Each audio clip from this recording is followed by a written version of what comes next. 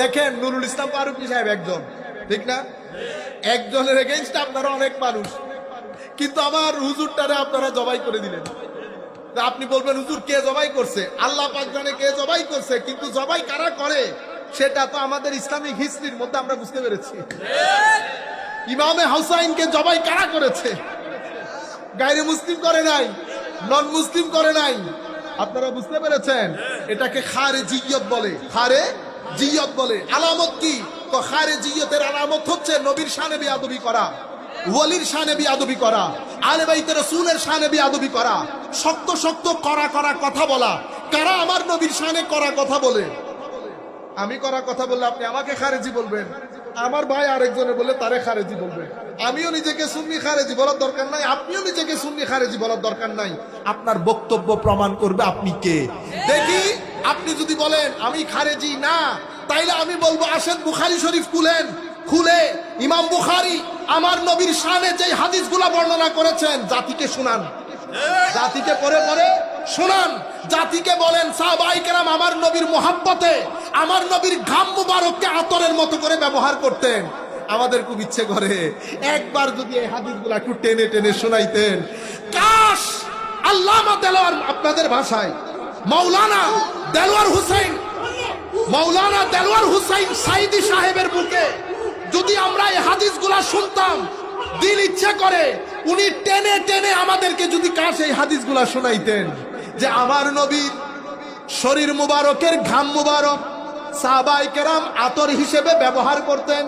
আমি বলতেছি সুন্দর লাগতেছে না, কিন্তু আল্লাহর ইজ্জতের কসম মাওলানা দেলোয়ার হুসাইন সাইদি সাহেব মরহুম, উনি যদি টেনে টেনে আমার নবীর শানে হাদিসগুলা বলে শুনতেন, আজকে আমরা ক্যাসেট শুনে শুনে আপনার জন্য দোয়া করতাম। কাশ যদি আপনি বলতেন যে আমার নবীর লোক মুবারক আমার নবীর সাহাবীরা সংগ্রহ করতেন, আমার নবীর তুতু মুবারক নিয়ে মুখে বুকে লাগিয়েছেন, এই কথাগুলা যদি টেনে টেনে জাতির সামনে বলতেন। আফসোসের বিষয় হচ্ছে এগুলা বলি নাই, জাতিকে শুনিয়েছি।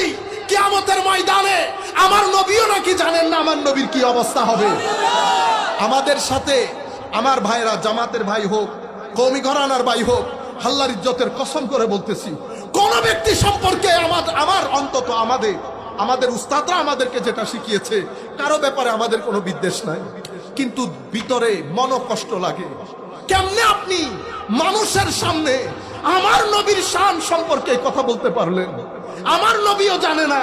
যদি নবী না জানে তো আসা আইয়াব আসাকা রব্বুকা মাকামাম মাহমুদা, এই আয়াত আমার নবীর উপর নাজিল হয় নাই? আমার নবীকে আল্লাহ বলছে অনতি বিলম্বে আমার পাশে মাকামে মাহমুদ সাজিয়ে রাসূল আমি আপনাকে বসাবো। ওয়ালা সাউফা ইউতিকা রব্বুকা ফাতারদা, এমন ভাবে দেব খুশি না হয়ে পারবেন না। শেষ আমার আল্লাহ যখন কোরআন খতম করছে, শেষে বলছেন হাবিব ইন্না আতাইনা কাল কাউসার, যাকে আমার নবী আমার আল্লাহ সাহেবে কাউসার করেছেন, সেই রাসূলের শানে আপনি লাখ মানুষের মাজমার মধ্যে বলতেছেন আমার নবীও বলে জানেন না আমার নবীর কি হবে। ইন্না লিল্লাহি ওয়া ইন্না ইলাইহি রাজিউন। আপনারা বুঝতে পেরেছেন? কারো ভিতরে কারো ব্যাপারে আমাদের কোনো মনোবিদ্বেষ নাই। আল্লাহ উনাকে ক্ষমা করুক, কিন্তু আমরা বলছি কে কথা কেমনে বলতে পারলেন আপনি আমার নবীর শানে? আপনি আমার নবীর শানে কেমনে এই কথা বললেন? কার শানে বলতেছেন? ইমামুল মুরসালিনের শানে। যেই নবী বলতেছে আনা